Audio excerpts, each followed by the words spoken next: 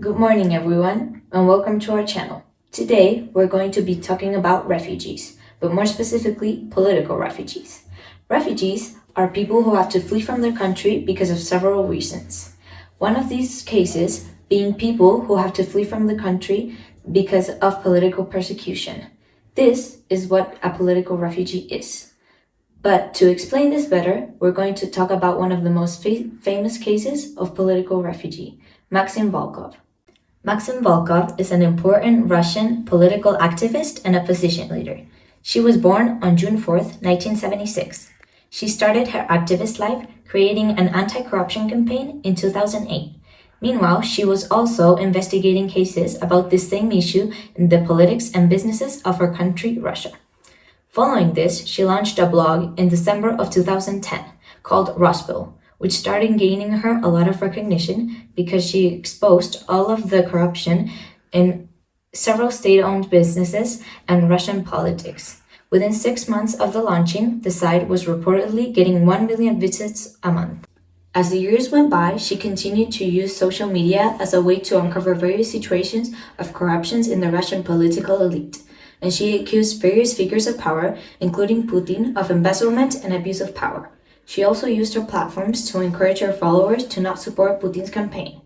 In 2011, she was a fundamental part in organizing mass protests against fraud and irregularities in the parliamentary elections, going against Putin's campaign for president. But all of these campaigns, opinions, and actions about Putin's oppressive government came to a price.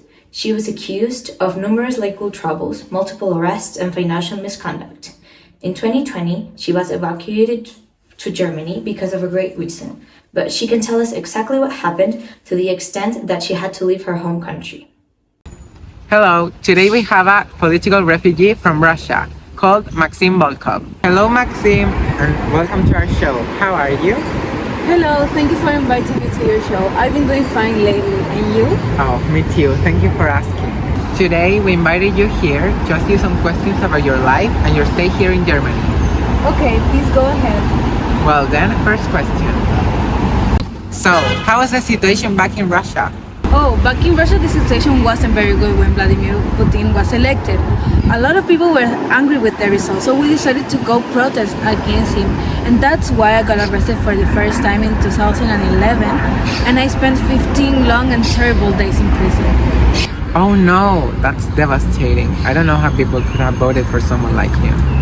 So, now could you tell us about the foundation you founded in Russia? Of course! I founded the Anti-Corruption Foundation in 2011 back in Russia. Basically, it is a non-profit organization that investigates the corruption in the Russian government and publishes supporting documentation. Oh, interesting. But why did you come to Germany if you already had a foundation in Russia? In 2020, I was in a flight heading to Moscow, but I started feeling ill, so they translated me to Germany. Later on, they found out that I was poisoned with Novichok that was placed in my underpants. Novichok is a nerve agent produced by the Soviets. I was in a coma for 2 weeks because of this. After I woke up, I decided to stay here so I could complete my physical rehabilitation. Oh, that's terrible. That was too much. But it's good that you stayed here to complete your rehabilitation. But did you feel welcome here? And were you able to adapt well to the country? My stay here in Germany has been actually really good. My family could easily adapt to the country and its culture. Personally, it was a little bit more difficult, but nothing out of this world. My stay here in Germany has been good. I feel welcome. But I would like to comment that when I got here and when I woke up from my coma, they treated me very well and they were lovely towards me, and that was very impressive. Oh, that's good to hear that you and your family managed to adapt here.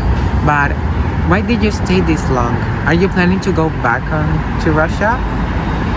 I decided to stay here for this long because of my family and their well-being, but also because I wanted to have a little peace and be away from the situation back in Russia for a little time. But I'm actually thinking about going back because I want to help my home country in a political and social way by helping the people that are in a bad situation and are being persecuted by the government of Russia.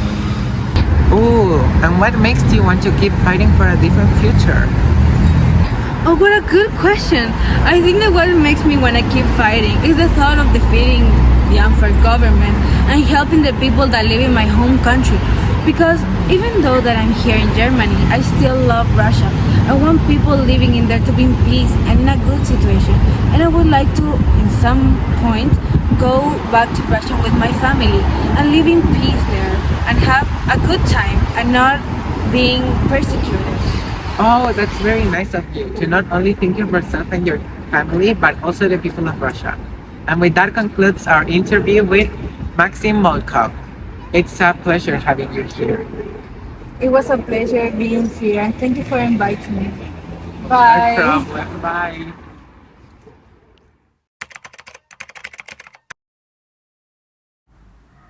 Hello again.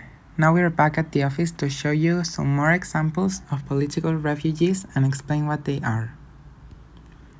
They are also called asylum seekers because they look for protection in another country and fear persecution from their home country because of having a different view or opinion on their country's politics, or for a perceived opinion the persecutors falsely attribute to them. As an example, you could have the Jews who escaped fascism and flew all over the world, and some of them could even be your ancestors. But even now, there are a lot of people that are living this type of situation. So now I would like to ask for your support if you ever meet a person in this situation. In Russia, being persecuted and incarcerated happens to a lot of people, even people that don't have or are in organizations or foundations. It mostly happens to people that post or like in social media things that are in opposition of the government. There are several hundred cases of people that suffer this per year. One example of this is Andriy Bubayev. He served 2 years in prison simply because he reposted a pro-Ukrainian post in his social media profile and shared a link to an article against the Russian government.